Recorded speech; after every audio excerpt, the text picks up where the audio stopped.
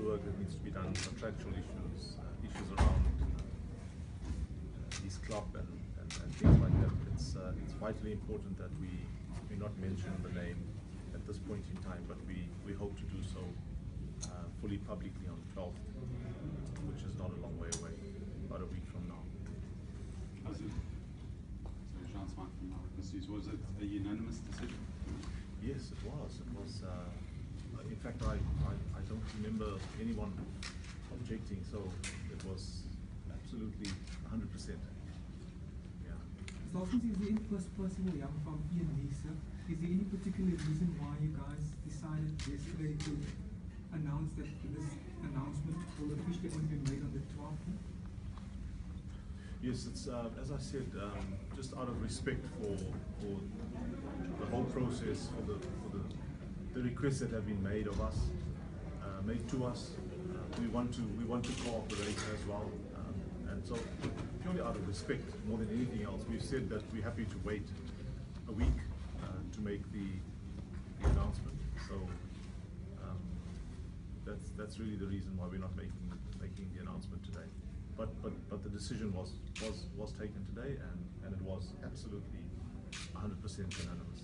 Will it be a 4-year contract again for new coach, or have you got a different time frame in mind? Yes, it will be as before, 4-year contract starting from now. Yeah. Mr. Hoskins, is it any concerning that the new national coach will only be officially named on the 12th? That is 4 months into the year. Are you guys any concerned that he won't have enough time to prepare for that first international series? We're happy that we have a high performance department, we have a high performance head, and there's been a lot of work that's been taking place all the time. So I would prefer to look at it as though he's going to hit the ground running, but it's work in progress, and it's not going to start when he starts working. So it's really been work in progress already. Regan, how important was the new candidate's commitment to transformation, given the strategic transformation plan? How much of a factor did that play in the appointment? I think, Craig, we don't know who the candidate is at the moment, do we, sir? Well, I think Mr. Hoskins said he does know, he's just not making it public. You're making an assumption. So we're I'm not sure if the media have been privy to the criteria that we had put out a few weeks ago, if I'm not mistaken. You did mention them in a press release. You did mention them. Yeah. And that was an issue, Craig, and he certainly does tick those boxes, so we're pretty happy about that. Mr. Hoskins, your AGM was bookended by your special general meeting. Are you able to tell us if there were any special motions proposed by the various presidents in terms of the confidence around the leadership, particularly yourself and the CEO of United Nations? We had a very frank discussion around all the media issues, and it was good. It was difficult. It's not easy for leadership to be told by your stakeholders, but we listened and we engaged each other, and I think that we've come out far stronger as a result of this day's meetings. Was there a vote of confidence that was still on the table, or no confidence? Well, there certainly wasn't. There wasn't a vote of no confidence. So I would prefer to see that the glasses are full. I'm happy that as an organisation we've really rolled up our sleeves and engaged on the issues, and we have decided that we want to go forward year on. So I think it was good for the organisation that these issues were finally tabled, with the General Assembly being present in particular, because a lot of the questions came from the General Assembly, which doesn't meet often, and rightfully so that the questions came from of the ExCo and myself. Is there going to be any what's the latest position on the CEO? Do you support him fully with regard to the matter concerning him at the moment? I've always supported the CEO, and the issues around Stellenbosch have been difficult. They are going to be difficult, but we as leadership myself and the EXCO and the General Assembly have decided that we need to go forward. We need to focus on the challenging issues facing our organization. And those are the issues that you've already discussed: the coach and transformation and winning.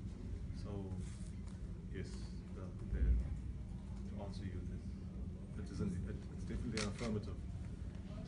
Well, just the last question from my part. Are you accepting the rescue plan for the EP rugby? We didn't get onto EP today. There are so many issues that we wanted to discuss, but you only have so many hours in a day. But we have a four-man committee that's been dedicated to EP, and I think there's been a lot of progress made. I don't want to jump into it now because we didn't get a chance to get a report back from them. But from what I know personally, I think we're probably heading in the right direction as far as the Eastern Province is concerned. You guys obviously, you mentioned that you guys will also now the next week, you guys will look at contractual issues with the new candidate. Will it be a case of the coach appointing or selecting his own management, his assistants and backroom staff, or is the case of SA Rugby spoon feeding him or giving him his staff that will work with himself? It's going to be I suppose a hybrid situation. It's no secret that we have very important people on the payroll already, and there are people that we have to still talk to the coach about. So it's really there's going to be a bit of both. So there's some key backup staff that have to be appointed in consultation with the new coach, but there are certainly people that will be there because they're part of South African rugby already. So I'm happy with some of the names that management have brought to the meeting today, especially in terms of representativity and how that whole team will look going forward from a representation point of view. It's crucial and it's pleasing to note. How do you see the rugby department's involvement, Rassie Erasmus's rugby department? Will they be very closely involved with the coach? Yes, in fact, when I spoke about the high performance committee, which is one component, but also the department being headed by Rassie was really what I was referring to. Mm. Very important, and working very hard from last year in terms of having a program in place already for this year. So that's really what it was all about when I spoke about having a program that's ongoing. It's not going to entail the new coach coming in and having to start completely anew. And given some of the concerns that were raised this morning, is there going to be any change of approach in terms of leadership style, or internal communication? Any change anywhere? Anything you guys are going to be doing differently? It's so important. I can only talk for myself. As where I'm sitting, you can be in this job for more than 10 years, and you learn. You just don't stop learning. I've learned quite a lot, and it's tough. It's a tough job. I was just saying to some of my colleagues, but it's if you prepare to learn and and try to reinvent yourself where you need that, then it's doable, and but it is you're never too long in it to not to learn. So Mr. Hoskins, did you at any point consider potentially stepping down prior to the meeting and getting a vote of confidence from you? I'm not trying to be I'm not trying to duck your question, but in this job you have challenging times from the time you start. I started in 2006 and now it's 2016. you do have times when, you know, like every difficult job, you feel that maybe, you know, maybe it's too much to bear. Then comes along a rewarding situation, success, experiences, the people that you work for, all your stakeholders, you know, the people that support the game, and they make it worthwhile. So I would always say that the positives outweigh the negatives, and that's what keeps you going. There was talk of obviously part of the management, part of the Springbok management being a black African assistant coach. Was that one of the criteria? And are you concerned that the lack of black African coaches that are going around in Super Rugby and probably is the slow rate of transformation that has occurred in Super Rugby teams? Well, I think that's one of the imperatives that we're going to ensure happens. It is a massive dearth, as you rightly said, but we have to fast track people. We have to hold people by the hand and ensure that it happens. And I'm confident that the people that we've got in mind are. I heard somebody coin a term now in the last few days. It was quite an interesting term. I hope I've got it right. Merit on transformation on merit, something like that. So, you know, whilst we're appointing black people to the top echelons of the management in the game, I'm really confident that the black African person that we appoint would be up to it, really would be. And you know, the CEOs had a very good meeting with the prospective coach, and it seems like that augurs well. Can I ask you maybe an unfair question? I'm putting it out there, unfair question, a rather broad question as well. Can you as the head of this of SA Rugby confidently say after today's meeting and after yesterday's meeting, you guys left here today or departed today as a united General Council, sir, for SA Rugby? I think so. I think there's a sense of we've had a chance, everyone's had a chance to get it off his chest.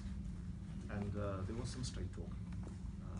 I had to listen to some harsh words from people.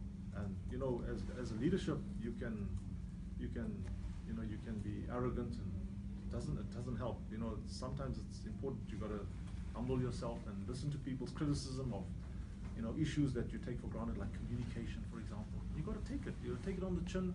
But at the end of this meeting, I feel much more positive than I felt a few weeks ago. Yeah. So I think that's the general vibe that I've got out of this meeting today.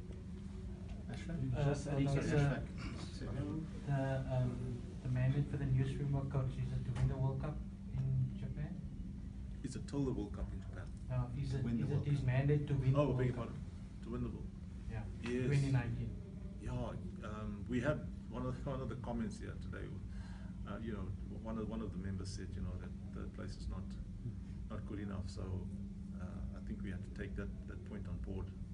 Quite well made. So it is hoped that we win the World Cup in 2019. It was coming third wasn't well received. And how close are you guys to getting a main sponsor for the Springboks and obviously for the Currie Cup? I think the sponsorship side, I know that's something that the media have gotten onto, and rightfully so, but the report that we've been getting from CEO, from you know, from our agents and so on is really looking positive. So I'm pleased to say that we're in the process of getting some good sponsors on board. The meeting just ended on an emotional note with the retirement of the secretary. Any reaction? Yeah, it's sure. You know, 23 years as an administrator, and he was emotional. I think most of us, you know, were emotional for Ismail Jakoet. He's really been pivotal in terms of the operational stability and success of this organization for a long time. You know, he came from the old SARU, the old non-racial SARU, into the new SARU, you know, he had to reinvent himself, being a medical doctor to becoming the company secretary. He had to study some law. So he's been really good, and I want to wish him and his wife and his family very well, you know, as he enjoys his retirement. So I'm glad that you mentioned Dr. Ismail Jakoet. Anybody? He was there for, you know, when unification took place in 1992. So he was a key figure in unifying SARB and SARU, which is important. Regan, I don't know if this is the right time to ask this now, but you have the transformation imperatives of 50% black representation by 2019 World Cup. Will there be anything done from SARU's side to reduce and bring through more black players at Super Rugby level, Currie Cup level? Because it seems almost as if that's where there is a bit of a bottleneck. You guys don't come through from junior national teams into senior provincial rugby, and then the Springbok coach ends up having this problem of perhaps not having enough black players to choose from. Well, yeah, we have a portfolio meeting. We have to go to Parliament in a short while, and all the provinces have to come with, and you know, I think we will knuckle down and see where the weaknesses are. But in some of the areas, I mean, it's been positive. I mean, you know, I don't want to brag about the positives and you know, you're strong as your weakest link. But and if you look at the Stormers team, it's been a beacon of hope for transformation. And I think that it puts pressure on the other franchises, because I can hear the other franchises when their games are being played. You know, they're feeling quite embarrassed about the fact that they don't have black players on the pitch, enough black players. Can we assume now that the Jurie Roux issue, you guys now, as an organisation, support him and the issues behind it? Yeah, that was really the purpose of today's meeting, was to say, you know, where do we want to go as an organisation? It's such a difficult issue, because it's an issue that happened prior to his present employer, as you know, and whilst legally we can't ignore it, so we had to take into account all the advice that we got. It's not an easy issue. It's not an issue that you can reference in the law reports. It's not the type of issue that is common, and that's what made it such a dynamic challenge for us as an organisation. So, you know, we've been going back and forth, to and fro, trying to do the right thing, and it's not easy, because you're dealing with the most senior employee in your organisation. So, you know, for me it's not easy. It hasn't been easy, but credit to him that we've been able to work through it, and you know, despite the tension and all that it causes, we've worked through it, and we've said, let's put our jobs first, let's put rugby first. And I think after today we can you know, we can just put it behind us and move on. Regan, just for the fans out there, what would your message be to them about the new Springbok coach, and what's kind of SARU's message to the fans? Yeah, it's a new chapter, it's a new era. I think that 2015 was difficult, and we as an organisation really want our people to get behind the coach and the team from the get-go, so that you know, hopefully all the blocks are in place for 2019, and that we really go out there and be the #1 team in 2019. I'm really, yeah, I'm really looking forward to that. So I think that the new coach is gonna be good for South African rugby, and yeah, I also plead with you guys, you know, to help us in that regard, as the media. It's important that we all stakeholders try and get behind the coach and give him the support that he needs. It's not easy being the national coach of the South African team for anybody. So, you know, he's going to be under the spotlight, and he's going to need all the help he can get from us, leadership, from the media, from the players, from the public. And I think there is a South African will to make rugby work. Earlier, when you addressed the meeting at the beginning, you said that you're proud of the achievement in England. Can you just give us that for the benefit of record as well? Sorry, you said you came third, which is a proud moment. You came third at the World Cup in England, which is a proud moment. Yes. I said it was a proud moment. Yeah, I said it's an achievement. And you're welcome at the before the AGM. Oh, okay. Yeah. So. And I just want you to repeat that just for benefit of record. We were not recording earlier.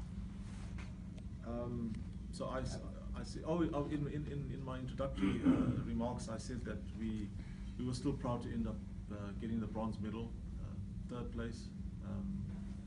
But as I said, third is not first. So you know, we want to go forward and be first in 2019.